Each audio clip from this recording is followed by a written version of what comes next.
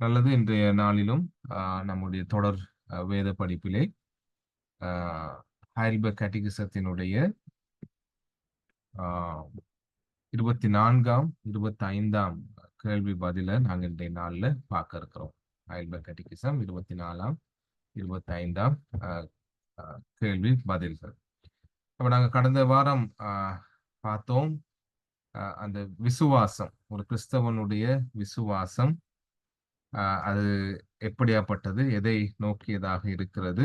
என்பதையும், அதேபோல அந்த விசுவாசம் எதனை எப்படியானது என்பதை நாங்க பார்த்து முடிச்சிருந்தோம் கடந்த சில வாரங்களாக. ரைட்? அப்ப இன்றைய நாள்ல நாங்க அந்த அப்போஸ்தல விசுவாச பிரமாணத்துல ஆ அதுக்கு ஒரு அறிமுகம் கொடுக்குறாங்க. அப்போஸ்தல விசுவாச பிரமாணத்துக்கு ஹைடல்பர்க் கேட்டகிசம் கேள்வி பதில்ல ஒரு விளக்கம் கொடுக்குறாங்க. அந்த விளக்கம் தான் என்னன்னு சொன்னா, இந்த அப்போஸ்தல விசுவாச பிரமாணம் வந்து எங்களுக்கு திரியேக தேவனை பற்றி விளக்கப்படுத்துகிறது. சரியா? அப்ப நாங்க பார்த்திருந்தோம் 12 அ 12 பிரமாணங்கள், விசுவாச அறிக்கைகள் இந்த அப்போஸ்தல விசுவாச பிரமாணத்துல இருக்கு. இந்த 12ம் எதை அடிப்படையாகக் கொண்டதுன்னு சொன்னா, திரியேக தேவனை அடிப்படையாகக் கொண்டது. அல்லது திரியேக தேவனை குறித்து இந்த 12 விசுவாச அறிக்கைகளும் நமக்கு சொல்லித் தருகிறது என்பதை நம்ம பார்க்கிறோம். அதாவது ஒருமித்து நாங்க பார்ப்போம் என்று சொன்னால், ஆ திரியேக தேவனை பற்றி விசுவாச அறிக்கை எங்களுக்கு சொல்லித் தருகிறது என்பதை நம்ம பார்க்கிறோம். அப்போ ஆ ஒரு கிறிஸ்தவன் வந்து அடிப்படையாக அங்க ஹைல்பர்க் கேட்டகிசம்ல சொல்லப்படுற மாதிரி, அடிப்படையாக அவன் வந்து ஒரு ஜீவனுள்ள தேவன் ஒருவர் இருக்கிறார். அவர் பிதா, குமாரன், பரிசுத்த ஆவியானவராகிய திரியேக தேவனாக இருக்கிறார் என்பதை அவன் அறிக்கை செய்ய வேண்டியவனாக இருக்கிறான். அவன் தான் உண்மையான கிறிஸ்தவன். வேதாகம ரீதியில ஒரு கிறிஸ்தவனாக ஒருவன் இருப்பான் என்று சொன்னால், ரட்சிக்கப்பட்டவனாக இருப்பான் என்று சொன்னால், கடவுளை அறிந்தவனாக இருப்பான் என்று சொன்னால், அவன் பிதா, குமாரன், பரிசுத்த ஆவியானவராகிய திரியேக தேவனை நம்புகின்றவனாய், அல்லது அவருடைய அந்த அவர் மேல் இருக்கின்ற விசுவாசத்தை அறிக்கை செய்கிறவனாக அவன் காணப்படுவான் என்பதை நம்ம கவனிக்கிறோம். சரியா? அப்போ இந்த திரியேக தேவன் பாருங்க, கீழ எழுதியிருக்கிறோம். படைப்பு, அதேபோல மீட்பு, அதேபோல பரிசுத்தமாக்கப்படுதல் ஆகியவற்றின் ஊற்றாவார். ரைட்? ஏன் கிறிஸ்தவன் வந்து திரியேக தேவனை நம்புகிறேன் என்று விசுவாசமா தன் விசுவாசத்தை அறிக்கை செய்யறான்னு சொன்னா, அறிக்கை செய்யணும்னு சொன்னா, இந்த திரியேக தேவன் ரைட் என்ன செய்யறாரு? படைப்பு, அதேபோல மீட்பு, அதேபோல ஆகுதல் என்ற காரியத்தை நம்முடைய வாழ்க்கையில செயல்படுத்துகின்ற ஆண்டவராக இருக்கிறார். சரியா? அவர்தான் எங்களுடைய சிருஷ்டிகர். பாவத்தில் வீழ்ந்து போன எங்களை மீட்டுக் கொள்ளும்படி அவர் செயல்படுகின்றார். மீட்டுக்கொண்டு எங்களை பரிசுத்தமாக்குதலின் பணியில எங்களை தொடர்ந்தும் வழிநடத்தி கொண்டு வருகிறார். எனவே இந்த செயற்பாட்டுல திரியேக தேவன் எங்களுடைய வாழ்க்கையில இடைப்படுகின்றார், செயலாற்றுகின்றார் என்பதை நாங்க பார்க்கிறோம். சரியா? எனவே இந்த உண்மை, இந்த சத்தியம், அதாவது நம்முடைய ஆண்டவர், நம்முடைய கடவுள் திரியேக தேவன், திரியேக தேவன் என்ற அந்த சத்தியம் வந்து எல்லா அடிப்படை சத்தியங்களுக்கும் மேலானது அல்லது பிரதானமானது என்பதை நாங்க பார்க்கிறோம். சரியா? அப்ப எல்லா விதமான சத்தியங்களும், எல்லா விதமான வழிநடத்தலும் இந்த தேவன் கிட்ட இருந்துதான் நமக்கு வருகிறது. எனவே இது ரொம்ப முக்கியமான சத்தியம். சரியா? எனவே ஹைல்பர்க் கேட்டகிசம்ல சொல்லப்பட்டிருக்கிற மாதிரி இப்படியான தேவன், இந்த திரியேக தேவன் யார் என்பதை, அவர் எப்படியானவர் என்பதை ஒரு அறிந்து கொள்ள முடியாட்டி, ரைட், நாங்க வந்து உண்மையாகவே கிறிஸ்தவர்களாக இருக்க முடியாது. அல்லது நாங்க இந்த திரியேக தேவனை அறிந்து கொள்ளும் போதுதான் ஒரு உண்மையான கிறிஸ்தவ வாழ்க்கையை நாங்க வாழ முடியும் என்பதை நாங்க பார்க்கிறோம். சரியா? எனவே இந்த சத்தியம் மிகவும் முக்கியமானது என்பதை வலியுறுத்தப்படுகிறது ஆரம்ப காரியத்துல. சரி, பாருங்க, கீழே சிவப்பு நிறத்தில் எழுதியிருக்குது. தேவனுடைய செயல்களானது பிதாவாகிய தேவனிடத்தில் இருந்து குமாரன் மூலமாக பரிசுத்த ஆவியானவரால் வரும் வெளிப்பாடுகளாகும். திரியேக தேவனில் உள்ள எந்த ஒரு நபரும் தன்னிச்சையாக மற்ற இருவரின் உடன்பாடு இல்லாத நிலையில் ஒருபோதும் செயல்படுவது கிடையாது. அப்போ நாங்க பார்த்தோம், திரியேக தேவனை குறித்ததான நம்பிக்கை எங்களுக்கு முக்கியம். அந்த தேவனை குறித்து அறிகிற அறிவு ஒரு கிறிஸ்தவனுடைய வாழ்க்கையின் அடிப்படையான காரியமாக இருக்கிறது என்பதை நம்ம பார்க்கிறோம். அப்ப நாங்க இங்க சொன்னதை போல கடவுளுடைய செயல்கள், அந்த கடவுளுடைய செயல்கள் என்ன செய்தா, பிதாவாகிய தேவனிடத்திலிருந்து குமாரன் இயேசு கிறிஸ்துவின் மூலமாக பரிசுத்த ஆவியானவரால எங்களுக்கு வெளிப்படுத்தப்படுகிறது என்பதை நாங்க பார்க்கிறோம். வருகிற வாரங்கள்ல இதை நாங்க தெளிவா கொஞ்சம் சுருக்கமா இலகுவாக நாங்க பார்க்கலாம். அப்போ அதே நேரத்துல இந்த திரியேக தேவன்ல இருக்கின்ற அந்த 3 நபர்கள், சரியா, பிதா, குமாரன், பரிசுத்த ஆவியானவர் என்று சொல்லும் பொழுது இவங்க தனிப்பட்ட ரீதியில ஒருத்தருக்கு தெரியாம இன்னொருத்தர் செயற்படுவது கிடையாது. அவங்க பாருங்க, மற்ற இருவரின் உடன்பாடு இல்லாத நிலையில் ஒருபோதும் செயல்படுவது கிடையாதுன்னு சொல்லப்படுது. அதாவது ஒருவர் செய்கின்ற வேலை இன்னொருத்தருக்கு அதுக்கு சம்பந்தம் இல்லை, அவர் செய்கின்ற வேலை மற்றவருக்கு சம்பந்தம் இல்லை என்று சொல்ல முடியாது என்பதை நம்ம பார்க்கிறோம். அப்போ தெய்வீக தன்மையில, தெய்வீகத்துல ஒரே நபராக அவர்கள் ஒரு தன்மையை கொண்டவர்களாக இருக்கிறாங்க. அதிலிருந்து 3 நபர்களாக அவர்கள் செயல்படுகிறார்கள் என்பதை நம்ம பார்க்கிறோம். சரியா? ரைட். 25வது கேள்வி பதில் என்ன சொல்லுதுன்னா, ஒரே ஒரு தேவன் மட்டுமே என்று கூறும் பொழுது, சரி, அப்ப நாங்க சொல்றோம் ஒரே ஒரு தேவன் தான் இருக்கிறார்னு. அப்படி கூறும் பொழுது பிதா, குமாரன், பரிசுத்த ஆவியானவர் என்று 3 ஆழ்தத்துவம் உள்ள நபர்கள் என்று கூறுவது ஏன்? ஒரு தேவன் நீங்க சொல்லுவீங்களா இருந்தா ஏன் அதுல 3 நபர்களை நீங்க சொல்றீங்க? அந்த 3 நபர்களும் ஆழ்தத்துவம் உள்ளவர்கள், 3 நபர்களாக அவர்கள் செயல்படுகிறார்கள் என்று ஏன் சொல்லணும் என்று அந்த கேள்வி கேட்கப்படுது. அதுக்கு பதில், தேவன் தமது திருவசனத்தில் தன்னை 3 வித தனித்தன்மை உள்ள ஒருவரான உண்மையுள்ள நித்திய தேவனாக வெளிப்படுத்தியுள்ளார். ஏன் நாங்கள் திருத்துவ தேவனை வணங்குகிறோம் அல்லது திருத்துவ தேவனை குறித்து கற்றுக்கொள்கிறோம் அல்லது திருத்துவ தேவனை குறித்து பேசுகிறோம் என்று சொன்னால், கடவுள் அப்படிதான் தன்னை வேதாகமத்துல வெளிப்படுத்தி இருக்கிறாரு. தன்னுடைய வசனத்துல அவர் 3 வித தனித்தன்மை உள்ள ஒரே உண்மையுள்ள நித்திய தேவனாக இருக்கிறேன் என்று அவர் வெளிப்படுத்தி இருக்கிறார். சரியா? அப்ப ஒரே நித்திய தேவன் 3 விதமான தனித்தன்மையுடன் செயல்படுகின்ற ஆண்டவராக அவர் இருக்கிறார் என்பதை ஆரம்பத்துல அவங்க இந்த ஒரு சாராம்சமாக ஹைல்பர்க் கேட்டகிசத்துல ஆரம்பத்துல சொல்லிக்கிட்டு வரதை நம்ம பார்க்கிறோம். சரியா? அப்போ நாங்க முதல்ல பார்த்த மாதிரி கடவுள் திரியேக தேவன் என்பது ஒரு கிறிஸ்தவனுடைய விசுவாசத்தின் அடிப்படையான ஒரு கொள்கை அல்லது விசுவாச அறிக்கையாக இருக்கிறது என்பதை அப்போஸ்தல விசுவாச பிரமாணம் எங்களுக்கு கற்பிக்கிறதாக இருக்கிறது. சரியா?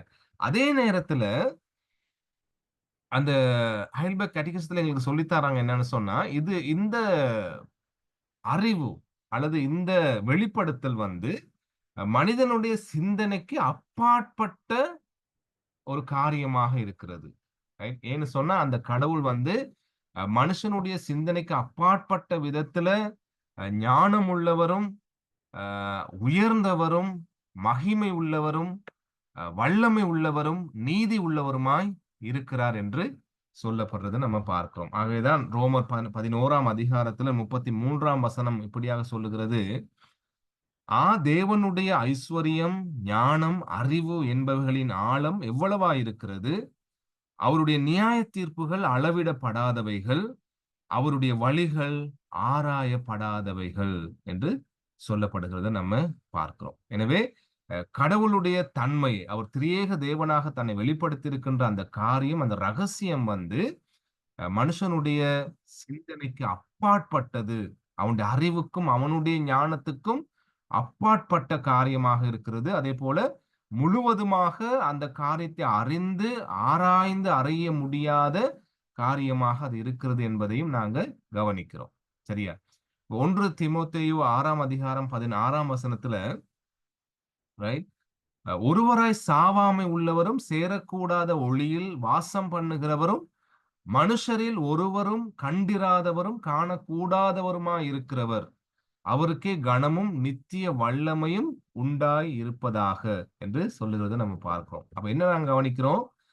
கடவுளுடைய ஞானம், அந்த அவருடைய வல்லமை, நீதி மனிதனால முழுமையாக புரிந்து கொள்ள முடியாத காரியமாக இருக்கிறது என்பதை நாங்க பார்க்கிறோம். மனுஷன் அண்ட முடியாத ஒளியில வாசம் செய்கின்ற நித்திய தேவனாக அவர் இருக்கிறார். சரியா? ஆகவே ஏசாயா புத்தகத்தில் 40ஆம் அதிகாரம் 25ஆம் வசனம் இப்படியாக சொல்லுகிறது, இப்படி இருக்க என்னை யாருக்கு ஒப்பிடுவீர்கள், எனக்கு யாரை நிகராக்குவீர்கள் என்று பரிசுத்தர் சொல்லுகிறார். சரியா என்பதை நம்ம கவனிக்கிறோம். ரைட். இப்ப நாங்க பார்க்கிறோம், இப்ப திரியேக தேவன் சொல்லும் பொழுது 2 காரியங்களை ஹைல்பர்க் கேட்டிகிசத்துல எங்களுக்கு விளக்கப்படுத்துறாங்க. ஒன்று என்னன்னு சொன்னா, தேவன் ஒருவரே என்பதை வேதாகமம் எங்களுக்கு போதிக்கிறது. சரியா? தேவன் ஒருவரே. சரி. அப்ப பழைய ஏற்பாடாக இருக்கலாம், புதிய ஏற்பாடாக இருக்கலாம். அந்த பழைய ஏற்பாடும் புதிய ஏற்பாடும் சேர்ந்த வேதாகமம் தேவன் ஒருவராக இருக்கின்றார் என்ற உண்மையை எங்களுக்கு கற்பிக்கிறது, எங்களுக்கு வெளிப்படுத்துகிறது என்பதை நாங்க பார்க்கிறோம். இது முதலாவது. ரைட். அதுக்கான வசன ஆதாரம் எங்க நாங்க பார்க்கிறோம்னு சொன்னா, உபாகமம் 6ஆம் அதிகாரம் 4ஆம் வசனத்துல கவனிக்கிறோம். இஸ்ரவேலே கேள், நம்முடைய தேவனாகிய கர்த்தர் ஒருவரே கர்த்தர். தேவன் ஒருவரே என்பது வேத போதனை. அடுத்து நாங்க பார்க்கிறோம், யோவான் மாற்கு 12ஆம் அதிகாரத்துல 29ஆம் வசனம், இயேசு அவனுக்கு பிரதி உத்தரமாக, கற்பனைகளில் எல்லாம் பிரதான கற்பனை எதுவென்றால், இஸ்ரவேலே கேள், நம்முடைய தேவனாகிய கர்த்தர் ஒருவரே கர்த்தர். அடுத்து 1 தீமோத்தேயு 2:5 வாசிக்கிறோம், தேவன் ஒருவரே, தேவனுக்கும் மனுஷருக்கும் மத்தியஸ்தரும் ஒருவரே. அப்போ வேதாகமம், பழைய ஏற்பாடு புதிய ஏற்பாடு சேர்ந்த முழுமையான வேதாகமமும் அந்த வேதாகம சத்தியமும் எங்களுக்கு கற்பிக்கின்ற காரியம் என்ன? தேவன் ஒருவரே, ஒரு தேவன் தான் இருக்கிறார் என்பதை நாங்க பார்க்கிறோம் இல்லையா? அப்ப கட்டளைகளை கொடுக்கும் பொழுது, என்னை அன்றே உங்களுக்கு வேற தேவர்கள் உண்டாயிருக்க வேண்டாம் என்று சொல்லுகிறார். அப்ப வேத சத்தியம் என்ன? தேவன் ஒருவர் என்பதுதான் வேதாகம போதனையாக இருக்கிறது என்பதை நாங்க பார்க்கிறோம். சரியா? ரைட். அப்போ தேவன் ஒருவர், சரியா என்று சொல்லும் பொழுது பாருங்க, இன்னும் அவங்க விளக்கப்படுத்துறாங்க அப்படின்னு சொன்னா, கடவுள் தனது இயல்பில் ஒன்றானவர், அவர் சரீரம் மற்றும் அதன் பாகங்களுடையவர் அல்ல. அப்ப தேவன் ஒருவராக இருக்கிறார். அவர் எப்படியாப்பட்டவராக இருக்கிறாரா? ரைட். அவருக்கு சரீரம் கிடையாது. நம்மளை போல சரீர பாகங்கள் அவருக்கு இல்ல. சரியா என்பதை நாங்க பார்க்கிறோம். ரைட். அவர் அப்ப சரீரம் இல்லாட்டி அவர் எப்படியானவர்? கடவுள் ஆவியானவராக இருக்கிறார். அப்ப ஒருவர் தேவன் ஒருவரே, அந்த தேவன் சரீரமற்றவர், அந்த தேவன் ஆவியானவராக இருக்கிறார் என்பதை நாங்க பார்க்கிறோம். சரியா? அதே போல அவர் தன்னுடைய நோக்கம் மற்றும் எண்ணத்தில் ஒன்றாகவும் ஒருபோதும் மாறாதவருமாக இருக்கிறார். ரைட். தேவன் ஒருவரே, அவர் ஆவியானவராக இருக்கிறார். அதே போல அவர் தன்னுடைய திட்டம், தன்னுடைய நோக்கம் அவைகளில் மாறாத தேவனாக இருக்கிறார் என்பதை வேதாகமம் எங்களுக்கு சொல்லித் தருகிறது. சரியா? தேவன் ஒருவரே என்பதை அது சொல்லித் தருகிறது. இப்போ அந்த ஹைல்பர்க் கேட்டிகிசம் எங்களுக்கு அது தேவன் ஒருவரே என்ற காரியத்துக்கு விளக்கத்தை தந்துட்டு, வேத வசனங்களை தந்துட்டு, அடுத்து சொல்லித் தராங்க என்னன்னு சொன்னா, கடவுள் 3 நபரானவர். ரைட். கடவுள் ஒருவரே, ஆனால் 3 நபர்களாக அவர் செயல்படுகின்றார் என்பதை இது சொல்லித் தருது. அப்போ அவங்க எழுதுறாங்க எப்படின்னு சொன்னா, இது ஒரு ரகசியம். சரியா? ஒரு ஆச்சரியமான ஒரு காரியம் இது. ரைட். அப்ப ஒரே கடவுளில் பிதா, குமாரன், பரிசுத்த ஆவியானவர் என்ற 3 நபர்கள் இருக்கின்றார்கள் என்பதையும் யார் சொல்லித்தாரா? வேதாகமம் நமக்கு சொல்லித் தருகிறது. அப்ப இது ஒரு பைபிள் போதன், வேதாகம போதன். என்னது? கடவுள் ஒருவரே, அந்த ஒரு கடவுளில் 3 நபர்களாக கடவுள் செயல்படுகின்றார் என்பதை பைபிள் திட்ட தெளிவாக எங்களுக்கு கற்பிக்கிறது. இதை நாங்க ஒவ்வொரு கிறிஸ்தவனும் இதை புரிஞ்சு கொள்ளணும். ரைட். இது வேற யாரும் கொண்டு வந்து எங்களுக்கு சொல்லி தந்த போதனை இல்லை. இது வேதாகம போதனை. என்ன போதனை? ஒரே கடவுளில் பிதா, குமாரன், பரிசுத்த ஆவியானவர் என்ற 3 நபர்கள் இருக்கின்றார்கள் என்பதை வேதம் எங்களுக்கு சொல்லி தருகிறது. சரியா? ரைட். அப்போ அடுத்து எழுதியிருக்கிறோம் பாருங்க. கடவுள் தனக்குத்தானே 3 வழிகளில் பேசிக்கொள்ள இயலும். பிதாவானவர் குமாரன் மற்றும் பரிசுத்த ஆவியானவருடன் பேசுவார். குமாரன் பிதா மற்றும் பரிசுத்த ஆவியானவருடன் பேசுவார். பரிசுத்த ஆவியானவர் பிதா மற்றும் குமாரனுடன் பேசுவார். சரியா? அப்ப நபர்கள்னு சொல்லும் பொழுது ஒரே கடவுள், ஆனா நபர்கள்னு சொல்லும் பொழுது அதுல இருக்கின்ற காரியம் என்ன? ஒருவரோடு ஒருவர் தொடர்பு கொள்ளக்கூடிய நிலையை அந்த நபத்துவம் எங்களுக்கு காண்பிக்கிறது. ரைட்? ஒருவரோடு ஒருவர் பேசக்கூடிய விதமாக அவர்கள் காணப்படுகிறார்கள். ஒருவரோடு ஒருவர் தொடர்பு கொள்ளக்கூடிய விதமாக அவர்கள் காணப்படுகிறார்கள் என்பதை நாங்க பார்க்கிறோம். அப்ப ஒரே கடவுளுக்குள்ள 3 நபர்கள் இருக்கின்றார்கள் என்பது வேத போதனை. அந்த 3 நபர்களும் ஒருவரோடு ஒருவர் தொடர்பு கொள்ளக்கூடிய தன்மைகளை உடையவர்களாக இருக்கிறார்கள் என்பதை வேதாகமம் எங்களுக்கு சொல்லி தருகிறது. சரியா? ரைட். அப்ப நபர்கள்னு சொல்லும் பொழுது நம்ம சொல்லுவோம் இல்லையா, நான் ஐ ஆம்னு சொல்லுவோம் இல்லையா, நான். ரைட். அப்போ கடவுள் ஒவ்வொருவரும் அந்த நபத்துவத்தை உடையவர்கள். நான் ஐ ஆம் ரைட் என்ற நபத்துவத்தை உடையவர்கள் ரைட் என்பதை நம்ம கவனிக்கிறோம். சரியா? அப்போ கடவுள் அந்த ஒரே கடவுளுக்குள்ள 3 நபர்களும் ஒருவரோடு ஒருவர் தொடர்பு கொள்ளக்கூடிய, பேசக்கூடிய தன்மையை கொண்டவர்களாக இருக்கிறார்கள் என்பதை இந்த திரியேக தேவனை குறித்து கற்றுக்கொள்ளும் பொழுது வேதாகமம் எங்களுக்கு சொல்லி தருகிறது என்பதை நம்ம இங்க கவனிக்கிறோம். ரைட். கீழே எழுதியிருக்கிறோம் பாருங்க. ஒரே தேவன் என்ற நிலையில் திரியேக தேவனின் 3 நபர்கள் ஒருவரோட ஒருவர் நித்திய காலமாக தெய்வீக ஐக்கியத்தில் மகிழ்கின்றனர். அப்போ அந்த தெய்வீக ஐக்கியம், சரியா, அந்த தெய்வீக ஐக்கியம் வந்து அந்த 3 நபர்களும் ஒன்றாக ரைட் நித்திய காலமாக அவர்கள் அந்த ஐக்கியத்துல மகிழ்ச்சியோடும் ஒற்றுமையோடும் தொடர்ந்தும் இருக்கிறார்கள் என்பதை அது எங்களுக்கு காண்பிக்கிறது. சரியா? அடுத்து பாருங்க, ஹைல்பர்க் கேட்டகிசத்துல அவங்க விளக்கப்படுத்துறாங்க என்னன்னு சொன்னா, தேவன் நமக்கு புரியாத புதிராக இருக்கிறார். உண்மைதான் இல்லையா? இந்த காரியத்தை விளக்கப்படுத்தும் பொழுது, இந்த காரியத்தை சிந்திக்கும் பொழுது, அல்லது இந்த காரியத்தை மற்றவங்களுக்கு சொல்லிக் கொடுக்கும் பொழுது இது கொஞ்சம் வித்தியாசமா இருக்கு. ஒரே நபர் ரைட், ஒரே கடவுள், ஆனால் ஒரே கடவுள், ஆனா 3 நபர்கள் அந்த கடவுளுக்குள்ள இருக்கிறாங்க.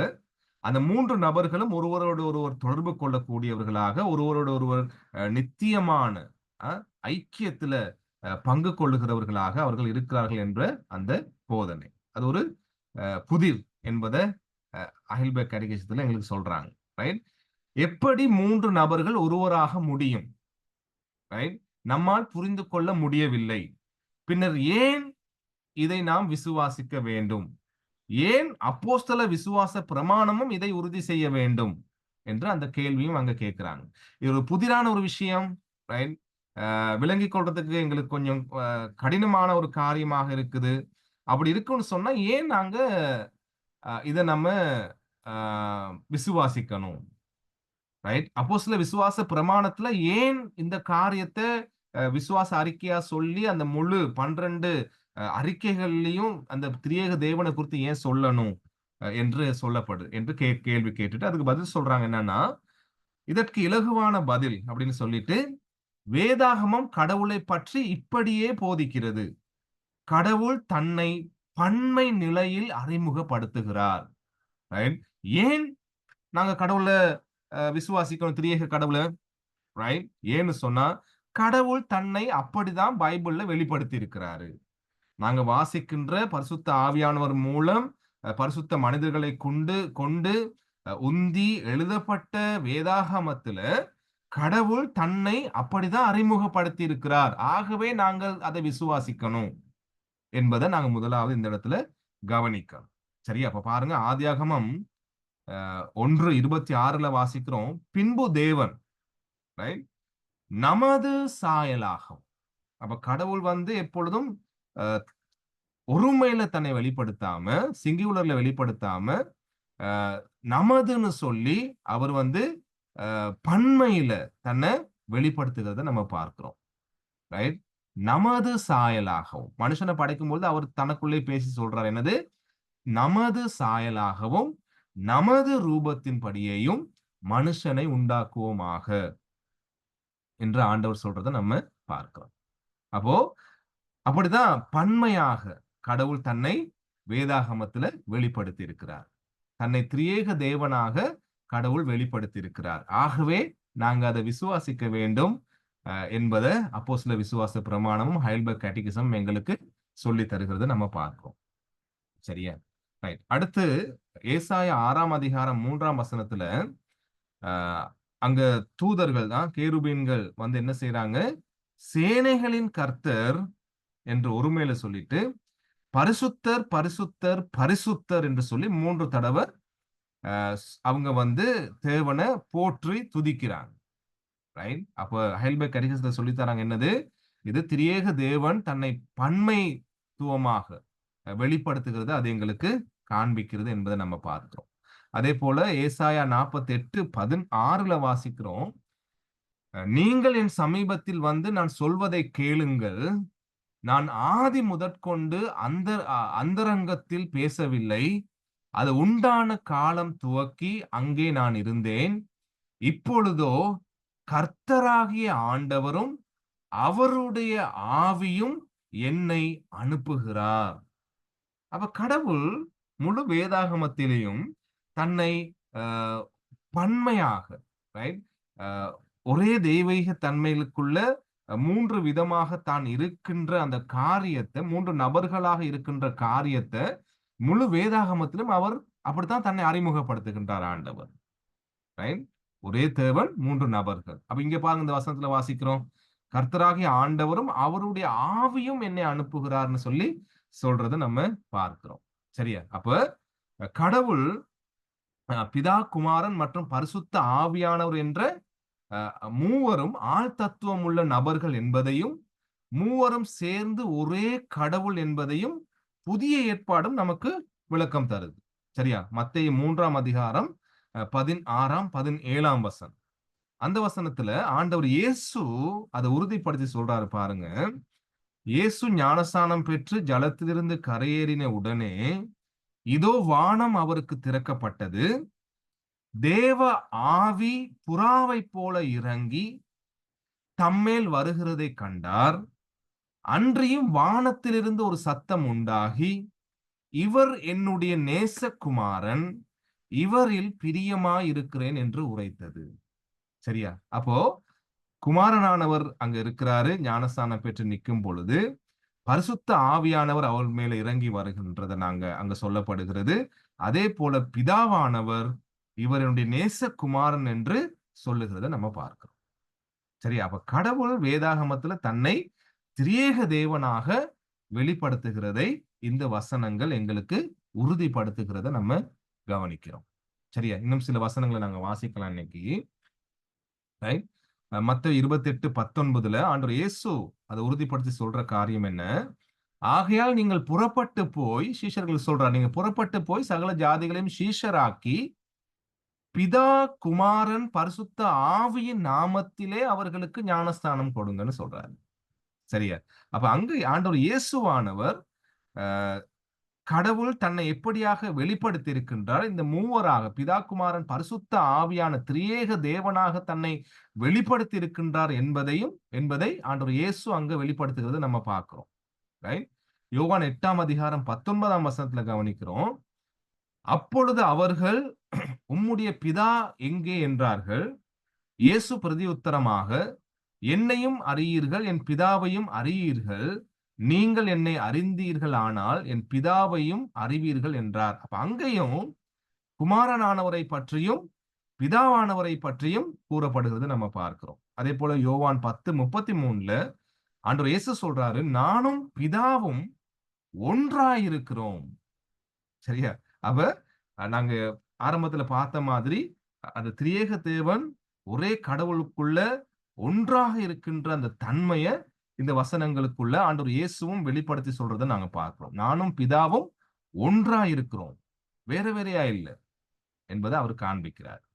அதே மாதிரி அப்போஸ்தலர் 5:3-4 வாசிக்கிறோம்.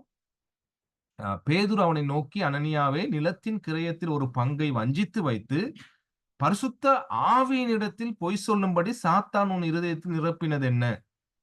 அதை விற்கும் முன்னே அது உன்னுடையதா இருக்கவில்லையோ? அதை விற்ற பின்னும் அது அதன் கிரயம் உன் வசத்தில் இருக்கவில்லையோ? நீ உன் இருதயத்திலே இப்படிப்பட்ட எண்ணம் கொண்டதென்ன? நீ மனுஷரிடத்தில் அல்ல, தேவனிடத்தில் பொய் சொன்னாய் என்றான். அப்போ இந்த அனனியா சப்ளையாளுடைய சம்பவத்துல அவங்க அந்த நிலத்தை வஞ்சித்து அதை வித்துட்டு அந்த பணத்தை வஞ்சித்து ஒரு தொகையை மட்டும் கொண்டு வந்து இவ்வளவுதான் இருக்குன்னு சொல்லி என்ன செய்தாங்களா? பொய் சொல்றாங்க. அப்போ பேதுரு சொல்றாரு, பரிசுத்த ஆவியினிடத்தில் பொய் சொல்லும்படி சாத்தான் உங்கள் இருதயத்தை நிரப்பினான்னு சொல்றாரு. அடுத்து வசனத்துல அவர் சொல்றாரு, நீ தேவனிடத்தில் பொய் சொன்னாய். சரியா? அப்போ பரிசுத்த ஆவியானவர் என்று சொல்லப்பட்டு அவரிடத்துல நீ பொய் சொன்னு சொல்றாங்க. அடுத்த வசனத்துல எப்படி வெளிப்படுத்தப்படுது? தேவனிடத்தில் பொய் சொன்னாய். சரியா? அப்ப பாருங்க, முழு வேதாகமத்திலேயும் கடவுள் தன்னை திரியேக தேவனாக வெளிப்படுத்துகின்றது இந்த வசனங்கள் எங்களுக்கு சொல்லி தருகிறது அல்லது வெளிப்படுத்துகிறத நம்ம கவனிக்கிறோம். ரைட்? தேவ ஆவியானவர்கிட்ட சொன்னீங்க, அப்புறம் தேவன்கிட்ட சொன்னீங்கன்னு சொல்றத அங்க நம்ம கவனிக்கிறோம். அப்ப இந்த 3 நபர்கள், அந்த ஒரே தேவனுக்குள்ள 3 நபர்கள் ரைட் இருக்கின்றதை, திரியேக தேவனை எங்களுக்கு வேதாகமம் அறிமுகப்படுத்துகிறத நம்ம கவனிக்கிறோம். அதே போல அப்போஸ்தலர் 20:28 வாசிக்கிறோம். ஆகையால் உங்களை குறித்தும் தேவன் தம்முடைய சுய ரத்தத்தினாலே சம்பாதித்துக் கொண்ட தமது சபையை மேய்ப்பதற்கு பரிசுத்த ஆவி உங்களை கண்காணிகளாக வைத்த மந்தை முழுவதையும் குறித்து எச்சரிக்கையாயிருங்கள். சரியா? பரிசுத்த ஆவியானவர் தான் என்ன செய்தாரா? திருச்சபையில எங்களை கண்காணிகளாக வைத்திருக்கின்றார். அதை குறித்து நீங்க எச்சரிக்கையா இருங்கன்னு சொல்லி சொல்றத நம்ம பார்க்கிறோம். ரைட்?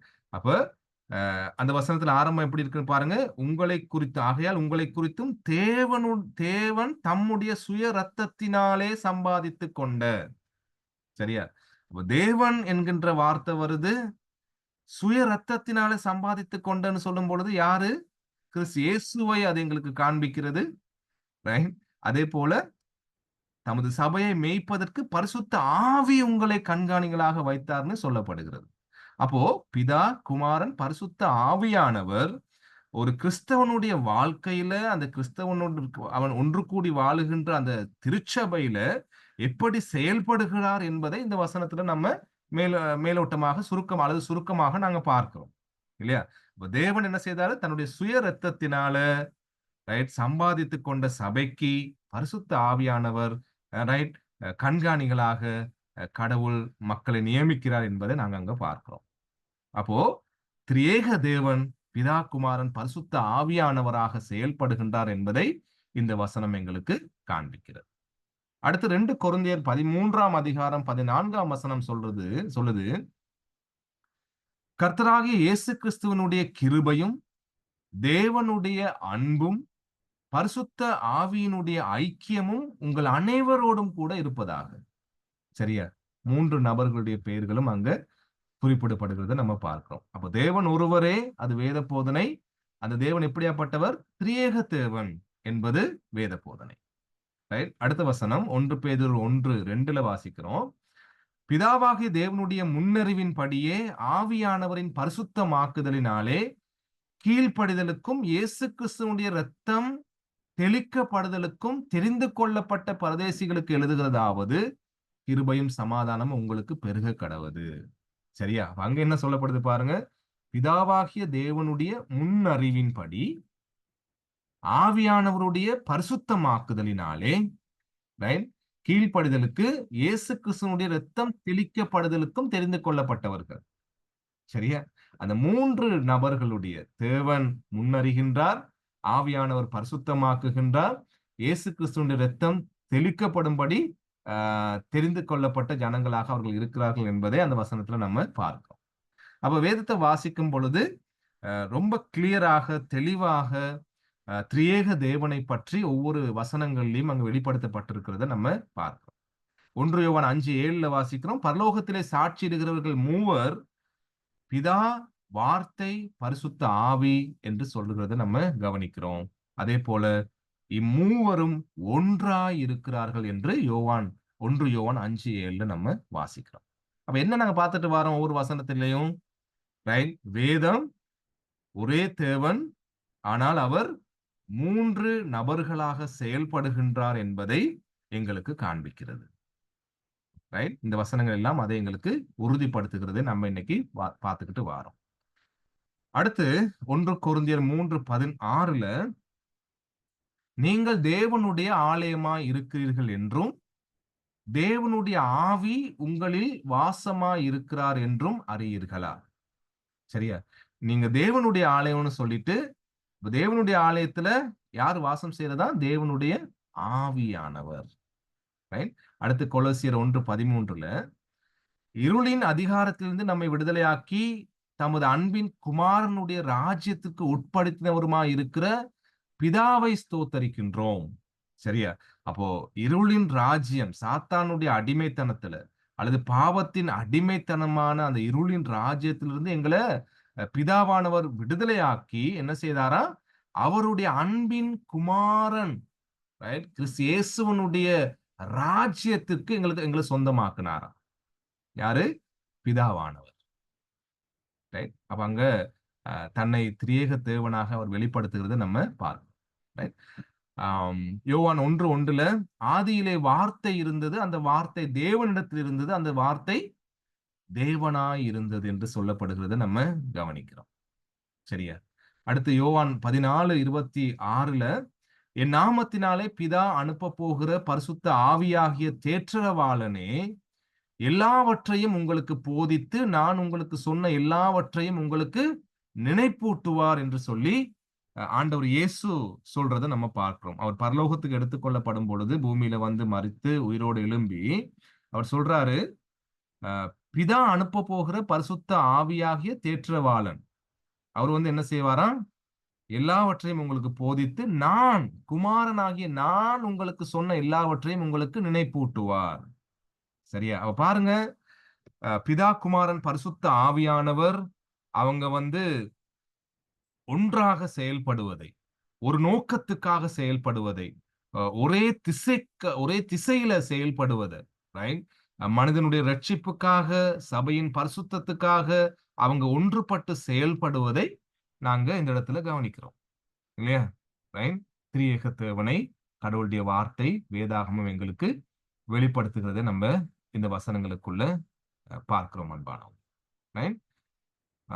அடுத்த வசனம் பாருங்க, 15ஆம் அதிகாரம் யோவான் 26 பிதாவினிடத்தில் இருந்து நான் உங்களுக்கு அனுப்ப போகிறவரும் பிதாவினிடத்திலிருந்து புறப்படுகிறவருமாகிய சத்திய ஆவியான தேற்றரவாளன் வரும் பொழுது அவர் என்னை குறித்து சாட்சி கொடுப்பார். சரியா? அப்ப யோவான் 14:26 வாசிச்சம் என்னது? பிதா அனுப்ப போகிற பரிசுத்த ஆவியானவர்னு சொல்றாரு. ரைட்டா? யோவான் 15:26 சொல்றாரு என்னது? நான் அனுப்ப போகிறவர் அப்படின்னு சொல்றாரு. ரைட். பாருங்க, பிதாவினிடத்திலிருந்து நான் உங்களுக்கு அனுப்ப போகிறவரும் பிதாவினிடத்திலிருந்து புறப்பட்டு வருகிறவரும் சத்திய ஆவியானவர்னு சொல்றாரு. சரியா?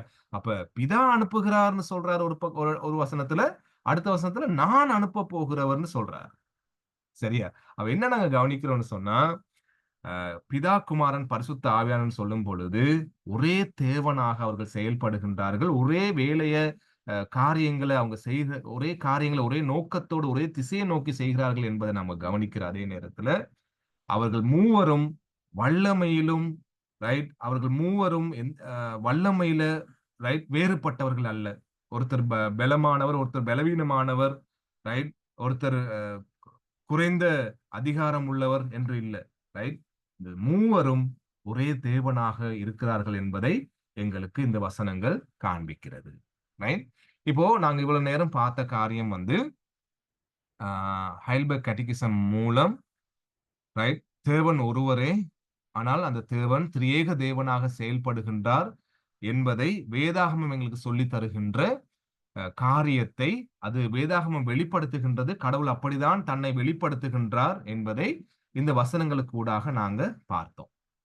அடுத்த வாரம் நாங்க திரியேக தேவன், அந்த தேவன் எப்படியாக செயல்படுகின்றார், அதன் சத்தியம் என்ன, அந்த சத்தியம் எப்படியாக வேதாகமத்தில் எங்களுக்கு வெளிப்படுத்தப்பட்டிருக்கிறது என்பதை கொஞ்சம் இலகுவாக நாங்க படிக்க நாங்க முற்படுவோம். இன்றைய நாள்ல உங்களுக்கு நான் காண்பித்தது வேதாகமம் எங்களுக்கு தேவனை திரியேக தேவனாக வெளிப்படுத்துகின்றது. அப்படியே தன்னை தேவன் வெளிப்படுத்தியிருக்கின்றார். ஆகவே அந்த தேவனை நாங்கள் விசுவாசித்து திரியேக தேவனை நாங்க ஆராதிக்க வேண்டும் என்பதை நாங்க இன்றைய நாள்ல படிக்கிறோம். சரியா? இப்ப சிலர் என்ன சொல்லுவாங்க, தேவன் மட்டும்தான், ரைட்? இப்ப ஜெகோவா விட்னஸ் சொல்லுவாங்க தேவன் மட்டும்தான், ரைட்? வேற ஒருத்தரும் கிடையாது. அதே மாதிரி இன்னும் ஒரு குரூப் இருக்கிறாங்க, அவங்க சொல்லுவாங்க என்னது, ஜீசஸ் ஒன்லி, ரைட்? கிறிஸ்து இயேசு மட்டும்தான், வேற ஒருத்தரும் கிடையாது, ரைட்? இன்னும் ஒரு கூட்டத்தார் என்ன சொல்லுவாங்க, பிதாவுக்கும் மேல இல்ல, கிறிஸ்து இயேசுவானவருக்கும் எந்த விதமான வேலை தொழில் காரியமும் இல்லை, ரைட்? இனி பரிசுத்த ஆவியானவர் மட்டும்தான், ரைட் என்று சொல்லுவாங்க, சொல்லக்கூடும், ரைட்? அப்ப இப்படியாக பிரித்து பிரித்து கடவுளை நமஸ்கரிக்க முடியாது. காரணம் என்ன? வேதாகமம் தெளிவாக, ரைட், ஒரே தேவன், அவர் வல்லமையிலும் மகிமையிலும் பரிசுத்தத்திலும் ஒரே சமமானவராக இருக்கின்றார் என்பதை காண்பித்து, அப்படியாகத்தான் தேவன் தன்னை பன்மையாக வெளிப்படுத்துகிறார் என்பதையும் வேதாகமம் எங்களுக்கு காண்பிக்கிறது. ரைட்? அப்போ எங்களுடைய ரட்சிப்புல, எங்களுடைய சிருஷ்டிப்புல, எல்லாவற்றிலும் இந்த திரியேக தேவன் தான் செயல்படுகிறார். ரைட்? சிருஷ்டிப்புல பாருங்க, ஆதியாகமத்துல பார்க்கும் பொழுது, ரைட், பூமி ஒழுங்கின்மையாக இருந்ததுன்னு சொல்லப்படுகிறது. ரைட்? பரிசுத்த ஆவியானவர் என்ன செய்து கொண்டிருந்தார்? ஜலத்தின் மேல் அசைவாடி கொண்டிருந்தார்னு சொல்லப்படுகிறது. ரைட்? அந்த நேரத்துல அந்த வசனங்களை வாசிக்கும் பொழுது தேவன், பிதாவானவர் தேவன் என்ன செய்யறாரு? தன்னுடைய வார்த்தையை அனுப்பி, ரைட், ஒழுங்கின்மையாக இருந்த அந்த காரியத்தை ஒழுங்குபடுத்துகின்றார் அல்லது சிருஷ்டிக்கிறார் என்பதை நம்ம பார்க்கிறோம். சரியா? அப்ப சிருஷ்டிப்புல பிதா, குமாரன், பரிசுத்த ஆவியானுடைய செயல்பாடு இருக்கிறதே போல, ஒரு மனிதனை ரட்சிக்கும் பொழுது நாங்க வாசித்ததை போல கடவுள் என்ன செய்யறாரு? பிதாவானவர் எங்களை தெரிந்து கொள்ளுகிறார், எங்களை ரட்சிக்கும்படி அவர் தெரிந்து கொள்ளுகிறார். அதே நேரத்துல எங்களை ரட்சிக்கும்படிக்கு, ரைட், அவர் திட்டமிடுகிறார். எங்களை படைக்கிறாங்க 3 நபர்களாக இருக்கின்ற ஒரே தேவன். அதே போல நாங்கள் பாவத்தில் விழுந்ததுக்கு பிற்பாடு எங்களை ரட்சிக்கும்படி பிதா திட்டமிடுகிறார். அந்த திட்டத்தை நிறைவேற்றுறதுக்காக கிறிஸ்து இயேசுவானவர் முன் வருகிறார். கிறிஸ்து இயேசுவானவர் கல்வாரி சிலுவையில, ரைட், அவர் மரித்து அவர் உயிரோடு எழுந்த அந்த பழியை நம்பும்படி பரிசுத்த ஆவியானவர் எங்களுக்குள்ள அந்த விசுவாசத்தை ஏற்படுத்தி எங்களுடைய வாழ்க்கையில பரிசுத்த தன்மையில வளரும்படியாக எங்களை வழி நடத்துகிறவராக இருக்கிறார். சரியா? அப்போ ஒரே தேவன் 3 நபர்களாக எங்களுடைய வாழ்க்கையில இடைப்படுகிறத நம்ம கவனிக்கிறோம் அன்பானவர்களே. எனவே கடவுளுடைய இரக்கத்தினால நாங்க அடுத்த வாரம் திரியேக தேவனை பற்றியதான சத்தியங்களை நாங்க கொஞ்சம் கொஞ்சமாக கற்றுக்கொள்ள இருக்கிறோம். தேங்க்யூ.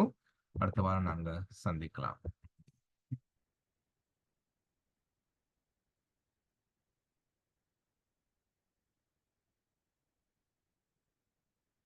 நல்லது. நீங்க எதுவும் காரியங்கள் இருந்தா சொல்ல முடியும், பகிர்ந்து கொள்ளலாம். அப்படி இல்லாம நாங்கள் அடுத்த வாரம் மீதியான காரியங்களோடு நாங்க கலந்து வரோம்.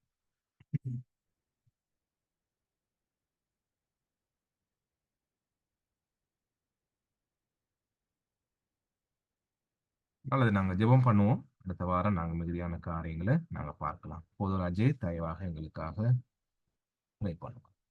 ஓகே சுகுமார், ஜெபிப்போம். இரக்கம் நிறைந்த அன்பின் ஆண்டவரே, கடவுளே, உங்களுக்கு நன்றி செலுத்துகிறோம்.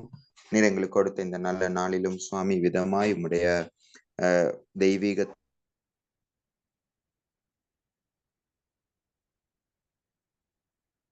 காணவும் நீர் எங்களுக்கு இரக்கம் பாராட்டியிருக்கிறீர். நிச்சயமாக இது மனிதனுடைய அறிவினால், மூளையினால், ஆண்டவரே, அனுபவங்களினால் விளங்கிக் கொள்ள முடியாத காரியம். ஆனால் உம்முடைய ரட்சிப்பின் செயல்பாட்டில் மட்டுமே ஆண்டவரே இந்த திருத்துவத்தை நாங்கள் விளங்கிக் கொள்ளலாம். பிதா, குமாரன், பரிசுத்த ஆவியாகிய எங்கள் திரியேக தேவன் தாமே எல்லா காலத்திலும் மகிமைப்படும்படிக்கு எங்கள் வாழ்க்கையின் எல்லா செயல்பாட்டுகளிலும் ஆண்டவரே நீர் கிரியை செய்கிறவராயிருக்கிறீர்.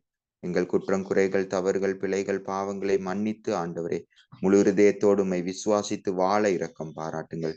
எந்த வகையிலும் ஆண்டவரே இந்த 3 நபர்களுக்கும் எதிராய் நாங்கள் கலகம் செய்யாத படிக்கு ஆண்டவரே கவனமாய் காரியங்களை நடப்பிக்க இரக்கம் பாராட்டுங்கள். ஒப்பு கொடுக்கிறோம் ஐயா. ஆண்டவர் இயேசு கிறிஸ்துவின் நாமத்தினாலே ஒப்பு கொடுத்து ஜெபிக்கிறோம் தூய நல்ல பிதாவே. ஆமென். ஆமென். Thank you pastor.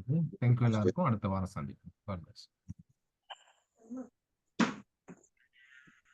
Thank you, Pastor. Thank you. Thank you, Sephora.